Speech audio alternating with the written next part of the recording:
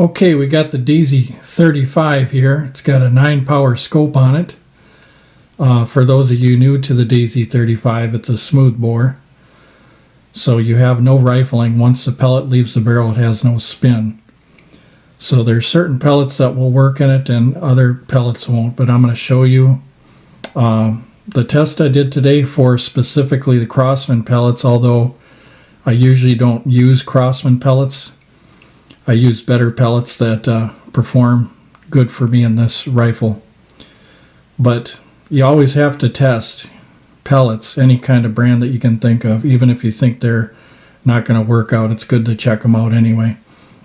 Now, crosman pellets are like ammo. They've been known to have seams and weight problems and diameter problems for the pellet, but I'm going to just get on with this video, show you the groups, and also remind you on my channel, if you look up Daisy 35, there's a lot of videos, so some of the questions can be answered if you watch all the Daisy 35 videos, which would be a good popcorn night for you because there's a lot of information going out about the Daisy 35.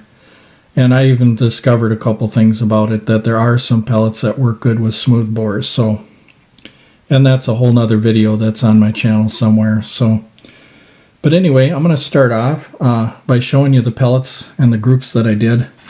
I believe in doing a few sets of 5. The reason is because when you start out, you might get a set of 5 and you might think it's going to group the same way, but then when you shoot more and more, things change, sometimes even within the barrel. So you have to do at least a few sets of 5. So what I'm showing you now is the hollow point 7.9 grain crosman, and I'm going to show you these pellets when I'm done for some of you that are new. I'm sure a lot of you have seen them at Walmart and stuff like that. So this is crosman hollow point 7.9, and here's the group sizes. These are all 5-shot groups. And I wasn't aiming for that black dot there. I was just aiming for these blue smiley faces here. But you can see we got a 1-inch group there. 1 1/4, 1 1/4. And then if you go over here, these are the 10.5 grain crosman. These are the long round nose pellets. You can see that we got a little bit tighter groups here. 1 inch, 1 1/2 inch, 1 inch here. And there's a little formula that I told people online about. In excellent conditions, you can kind of say that this formula sometimes is true, but it's just speculation. And what that formula is based on is you want to find out the accuracy. Oops, sorry about that. You want to find out the accuracy per yard, and what you do is you take the group size, you divide by the yards. And for instance, if you got a 1-inch group at 15 yards, that's 0.066 per yard of accuracy. And then you times that by 40 and you get 2.64, which is a little bit wider than this pop can, which is 2.6, I believe. So anyway, if you do a little bit of math on this stuff, sorry about the cloudiness in the phone here. If you do a little bit of math and stuff, you can find out that your groups will be similar to this right here on a really nice day without wind and other factors. So, for instance, 1-inch group or a 1-inch group at 50 yards right here would be about 3.33, or say like 3.5-inch groups. And I found that sometimes that is true if you're doing it at 15 yards. So all these shots were done at 15 yards. And I just did the math on it, and also I've got 40-yard shots to kind of prove what I'm saying about how groups double as you double the distance, that kind of thing. So you can kind of do the math on it. So anyway, we got the crosman hollow point 7.9. There's the groups there. There's groups for the 10.5s. These are the ones that did the best for crosman pellets. And I'm going to show you the third place here. So every day is going to be different, but for the most part, consistency is what you're looking for. So what we got here is the crosman super point 7.9. We got 1 3/4, 1 1/4, 1 3/4. Once again, this is 15 yards. So we got that there. And then fourth place is the 7.4 grain wad cutter, and you can see we're starting to spread out quite a bit here. The number of pumps that I used on this rifle, by the way, I forgot to mention, was 5. So you can see we're spreading out pretty good. And as a rule of thumb, I tell people online, just from experience with shooting smoothbores for quite a long time, anything under 1 inch at 15 yards is great. So, because remember, it's a smoothbore, so it's not going to group like you want it to, like a rifled barrel would. So I'm going to show you the worst one.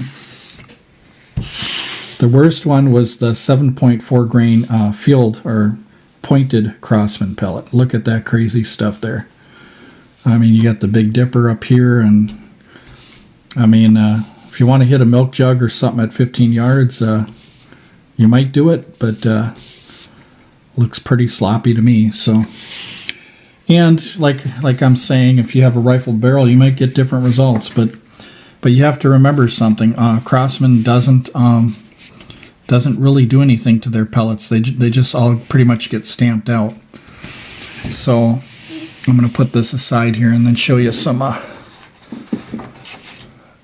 Beeman wad cutters, 7.7s. These will group about 1.5 inches for 5 shots with the Daisy 880 at 25 yards, but we're at 15 yards here with the Daisy 35 instead, and you can see that the Daisy 35 doesn't like these a whole lot, given that we've tried a few sets here, and I found that I could do 20 sets and I'll still get the same results. So want to stay away from them. They're good pellets for other rifles, and same with these other pellets. They might group better in other rifles, but you have to do several sets to find that out. And then I want to go to my discovery I made with this smoothbore when I first got it. I was trying to find accuracy in a smoothbore, and I got a video about it, and I was wondering what I could do, and I decided to go with the longer pellets. This is a 11.5 grain Silver Arrow. It's by H&N. Another name is Silver Point, which is it's either Beeman or H&N. I kind of mixed that up there, but Silver Arrow, yeah, Silver Arrow is Beeman, so and Silver Point is H&N. But what's amazing about this, you guys, is this is a 10-shot group now. This isn't 5 shots like I did in the other groups. This is a 10-shot group at 15 yards, and we're about 8 clicks away from the center, so we could sight that in really good for 15 yards with that 11.5 grain. And based off of 1-inch groups, remember now, 10 shots, we can predict that we're going to get, let me see the ratings I have here. We can predict that at 50 yards, we're going to get about 3.33 or something, or 3.5-inch groups at 50 yards. And like I said, that's on a good day. This is just speculation. This is just trying to get a formula, you guys, just to try to predict, you know, without actually shooting the shot. So if you got a nice day without wind and stuff like that. So this can, once again, this is 2.6, I believe, across, something like that, 2.6, and you can see that at 50 yards it's 3.3. So we'll take 3 inches on a ruler and see what we got at 50 yards. Now, there's been a lot of guys saying online they can hit cans at 60 yards. Yes, that's true, but you're not going to hit them every single time. You're probably not going to hit them 10 times out of 10. You're going to hit them a few times, but as you can see, 3 inches is right there. So at 50 yards, if you look here, our can, we might miss a few times, but if we bring it into 40 yards, we can say that this Silver Arrow pellet is a can killer at 40 yards, and it's got good consistency, good reliability, because it's not spreading out like the other shots. It's staying relatively all together in one area, and we want that. And so we could say that this is a guaranteed can killer at 40 yards, and you can trust 5 pumps at 45 or 40 yards with that particular pellet. Maybe even more, but like I said, the groups are going to spread out a little bit. So after all that has been said, I'm going to show you the pellets. And let me straighten out the table here. It's kind of like an office for air guns. See, you got the books there and stuff like that. I document everything in the books about the groupings.